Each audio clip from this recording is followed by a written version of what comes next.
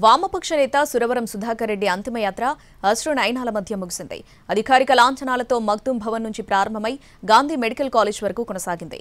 ఆయన భౌతిక కాయాన్ని Gandhi medical college అధికారులకు కుటుంబ సభ్యులు అప్పగించారు. సురవరం సుధాకర్ రెడ్డి పార్థివ దేహానికి పలువురు ప్రముఖులు నివాళులర్పించారు. కమ్యూనిస్టు దిగ్గజం సురవరం సుధాకర్ రెడ్డి పార్థివ దేహానికి రాజకీయ ప్రముఖులు ఘన నివాళులర్పించారు. ఆయన అంతిమయాత్ర అశ్రునయనాల మధ్య ముగిసింది. అధికారిక లాంఛనాలతో సుధాకర్ రెడ్డి అంతిమయాత్ర సాగింది. ఆదివారం మధ్యాహ్నం 3 గంటల వరకు హిమాయత్ నగర్లోని సిపిఐ రాష్ట్ర కార్యాలయం మగ్దుం భవన్లో సుధాకర్ రెడ్డి పార్థివ దేహాన్ని ఉంచారు. అభిమాన నేత సురవరంను వేలాది మంది కమ్యూనిస్టు కార్యకర్తలు, అభిమానులు, పలు పార్టీల నేతలు కడసారి చూసుకుని కన్నీటి పర్యంతమయ్యారు. మగ్దుం భవన్ నుంచి ప్రారంభమైన అంతిమయాత్ర గాంధీ మెడికల్ కాలేజీ వరకు కొనసాగింది. మగ్దుం భవన్ వద్ద గౌరవ సూచకంగా పోలీసులు గాల్లోకి కాల్పులు జరిపారు. దారి పొడవునా కామ్రేడ్ సురవరం సుధాకర్ రెడ్డి అమర్ రహే అంటూ సిపిఐ నేతలు, కార్యకర్తలు నినాదాలు చేశారు.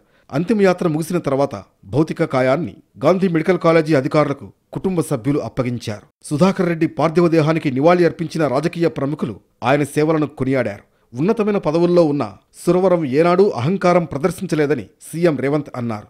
కంచుపాడు కామ్రేడ్గా, పాలమూరు బిడ్డగా ఆయన సేవలకు వన్నె తెచ్చారని కొనియాడారు. పార్లమెంట్ సభ్యుడిగా వివిధ హోదాలలో పనిచేసిన ఏ రోజు కూడా అహంకారము, అహంభావాన్ని తన దరిదాపులకు రానియకుండా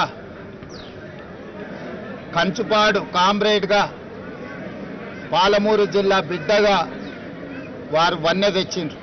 సుధాకర్ రెడ్డి ఏ పదవిలో ఉన్నా అంకిత భావంతో పనిచేశారని డిప్యూటీ సీఎం భట్టి అన్నారు. చిన్ననాటి నుంచే ప్రజల పక్షాన పనిచేశారని ఆయన సేవలను గుర్తు చేసుకున్నారు. సిపిఐ పార్టీకి కార్యదర్శిగా 2 సార్లు పనిచేసే స్థాయికి ఎదగడం అంటే చివరి వరకు కట్టుబడి పనిచేయటం వలనే అది సాధ్యమైంది తప్ప అది మామూలు విషయం కాదు. ప్రజల పక్షాన నిలబడి గొప్ప నాయకుడిని కోల్పోయినందుకు తెలంగాణ రాష్ట్రం అందరూ కూడా, అన్ని రాజకీయ పార్టీలకు అతీతంగా అందరూ బాధపడవలసినటువంటి పరిస్థితులు ఈరోజు ఉన్నాం. ప్రజాస్వామ్య పరిరక్షణ కోసం సుధాకర్ రెడ్డితో కలిసి పోరాటాలు చేశామన్నారు సీఎం చంద్రబాబు. ఆయన ఆలోచన విధానం, సేవాభావం ఎప్పటికీ గుర్తుండిపోతుందన్నారు. ప్రజాస్వామ్యం పరిరక్షణ కోసం పోరాట ఉద్యమంలో కానీ అనేక సందర్భాల్లో కలిసి పోరాడాం.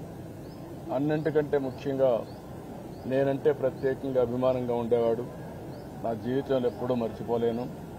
ఒకటి పార్టీ కలిసి పనిచేయడం ఒక ఎత్తు అయితే, వ్యక్తిగతంగా ఎప్పుడూ నేను చేసే పనులను అభినందిస్తూ ఇంకా బాగా చేయాలని ఎప్పటికప్పుడు నన్ను ప్రోత్సహించేవారు. ఈరోజు సుధాకర్ రెడ్డి గారు మన దగ్గర లేకపోయినా ఆయన వదిలిపెట్టిన లెగసీ అనేది శాశ్వతంగా ఉంటుంది. ఆయన ఆలోచన విధానం, ఆయన చేసిన సేవాభావం ఎప్పటికీ గుర్తుంటుంది.